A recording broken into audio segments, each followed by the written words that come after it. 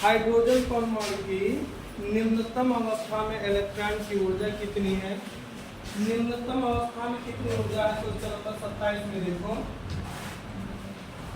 Question number 27 देखो, hydrogen परमाणु की निम्नतम अवस्था में इलेक्ट्रॉन की ऊर्जा -13.6 इलेक्ट्रॉन वोल्ट है। एक 12.75 इलेक्ट्रॉन वोल्ट का ऊर्जा का प्रोटॉन हाइड्रोजन परमाणु के एक इलेक्ट्रॉन द्वारा निम्नतम ऊर्जा स्तर में अवशोषित किया जाता है।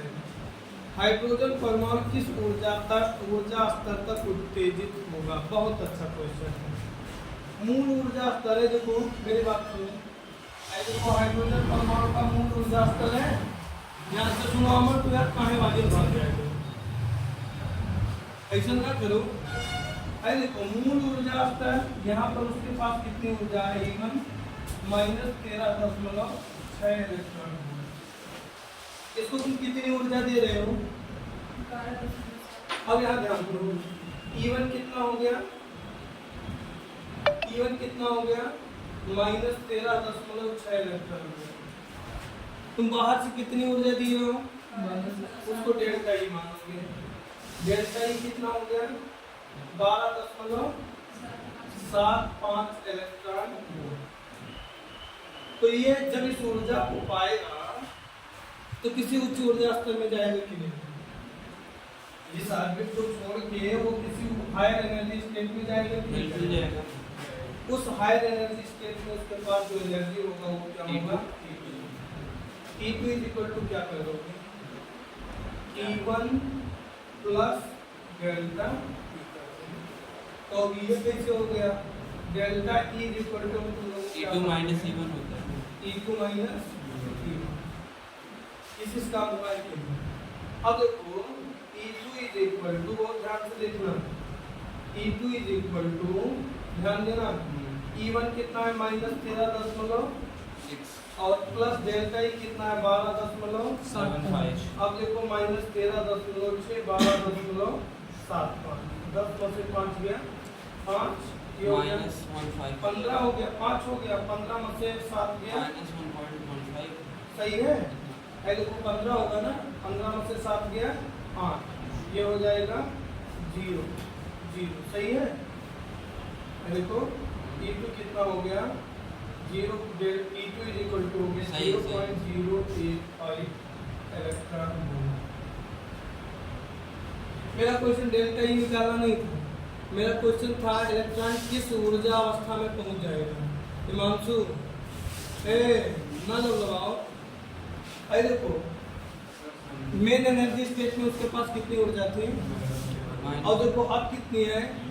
अरे बताओ पहले, समझो कि नहीं? करिया ना आएगा तो दिक्कत हुई नहीं, समझो सर? जो क्या बोलते हैं हायर फिर लो में जाता है, लो से हायर। अब तो सोचो क्या समस्या हम सुन ली। मूल ऊर्जा अवस्था में कितनी ऊर्जा है? -13.6 इलेक्ट्रॉन वोल्ट। कोनो दिक्कत? इसको तुम बाहर से कितनी ऊर्जा दे रहे हो?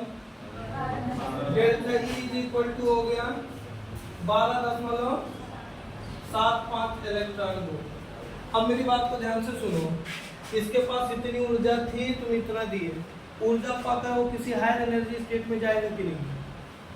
ऊर्जा पाके वो जो ऊर्जा रहती है E1 हमेशा मूल ऊर्जा स्तर में इतने रहेगी। उसको तुम कितनी ऊर्जा दिए? बोहर का मॉडल में क्या पढ़े हो? जब ऊर्जा मिल जाती है बाहर से तो किसी उच्च ऊर्जा स्तर में चला जाता है, पढ़े हो कि नहीं? तो जब इतना ऊर्जा देवो तो ये कोनो हायर एनर्जी स्टेट में चले, तो हायर एनर्जी स्टेट में उसके पास कितनी ऊर्जा होगी वो निकालने के लिए delta E is equal to क्या करते हैं? डेल्टा ई देखो आई फार्मूला पढ़े हो, delta E is equal to T2 minus E1।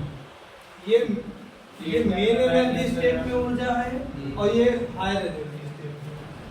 तो यहाँ से हमको E2 निकालना है, हम अगर पक्षांतर कर दे तो डेल्टा ई प्लस E1 नहीं हो जाएगा? तो ये देखो झूठे हूँ ना बोलो, E2 is equal to delta E plus E1। Line समझो कि नहीं? पहले बताओ, ये लाइन समझो कि नहीं? अब देखो डेल्टा ई का मान कितना है,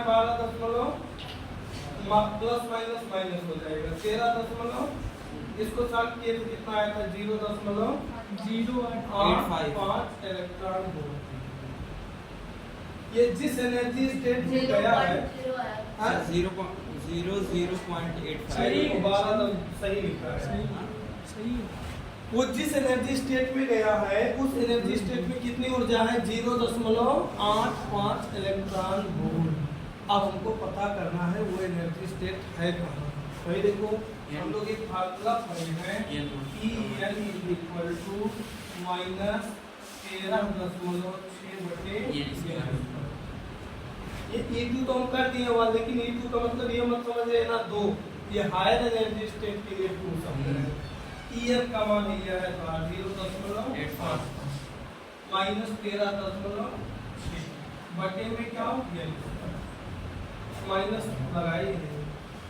अब देखो माइनस माइनस n स्क्वायर आई देखो बड़ा है ना ये यहाँ n square is equal to 13.6 बटे 8 0.8 दशमलव हट जाएगा एक अंक का, या ऐसे लिखो 1360 बटे 50।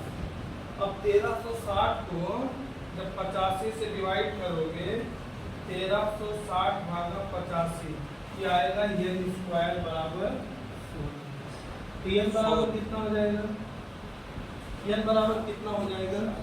अब इसका मतलब ये हुआ उस परमाणु के पास मूल ऊर्जा अवस्था में कितनी ऊर्जा थी -13.6 कितनी ऊर्जा दिए।